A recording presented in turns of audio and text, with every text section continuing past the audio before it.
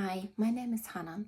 I will present my workshop at UKATA Conference in April in Bradford.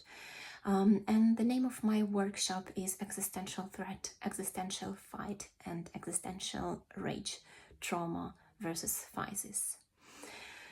Almost 2 years ago, as a Ukrainian, I witnessed many of my friends, relatives, colleagues, clients, and myself facing potentially traumatizing events, life-threatening events.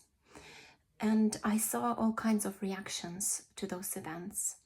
I had some time to reflect on those reactions, on what people felt, what people feel now, what people do, what people think. And I want to share those reflections together with a little bit of theory with you at my workshop. So we will talk about whether there is anything beyond or instead trauma. So what people can experience when they're facing life-threatening events. Is there anything else other than trauma? I'm looking forward to talking to you about this. So see you in April.